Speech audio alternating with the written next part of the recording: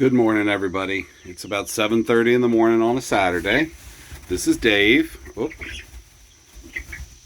I guess they don't like the sound of my voice, huh?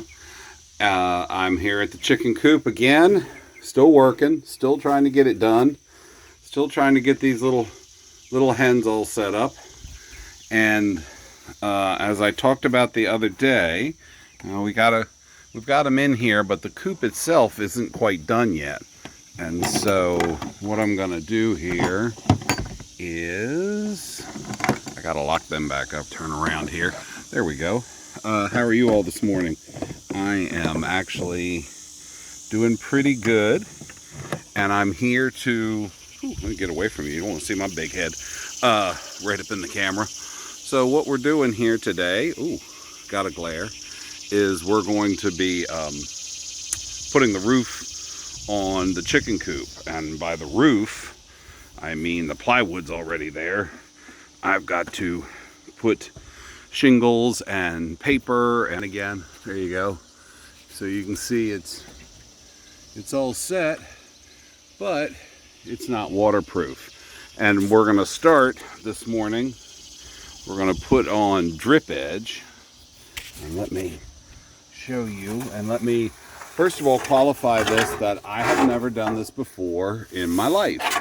So what you are seeing, what you're seeing right now is me jostling stuff around, I guess not being prepared. So drip edge, here we go, is a long piece of it's like real thin aluminum. I think that comes in plastic also. And what happens is when you have boards that are exposed to the elements, I'm gonna reach up here, hopefully you can see what I'm looking. The flat side of the board is never what goes bad first. It's this edge right here, because this edge, these little fibers in the wood are actually open. And over time, if they're exposed to water and the elements, they will continue to suck up water, and that's where your rot will start. So we have this drip edge. And what happens is, see that? It goes right over top that, and it extends the water out just a little bit on this little lip here, which will later make it flow into the gutter when I get the gutter on. Now the drip edge comes, let me turn you back around here.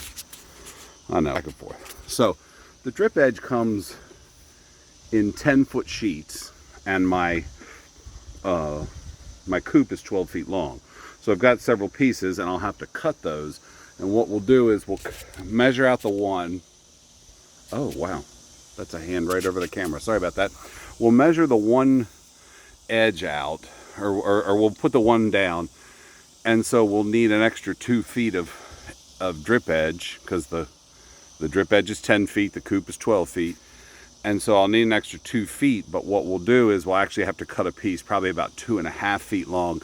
You don't want the two edges to butt right up to each other, because that would leave a seam that water might get into. You want them to overlap. And so then what we'll do is we have these, let's see. We had a roof done about 6 months ago, and I had leftover stuff. So boy, talk about prepping and all that kind of stuff. So I have a number of these nails, and these are used for roofing. You can see they have that little green cap on them. You can buy these at Lowe's, you can buy these wherever. But what'll happen is when you're banging in the trim, and then in a little bit it'll be the paper here, which then goes underneath the shingles, and then finally the shingles. See that little cap? Let's get that in focus. There we go. See, that little nail head really wouldn't do much to hold paper down. It would tear easily right around it. But by putting this plastic cap on it, the plastic cap will do a much better job of holding down anything that we nail onto the roof as far as coverage. So I'm going to get started. I got my drip edge up there. I got to get it all lined up. Sorry, I shouldn't turn it like that. I know that's annoying. I've got that. I got to get that all lined up, measured out. Then we'll cut another piece of our drip edge over here, and I'll check back with you in a little bit once I got everything started.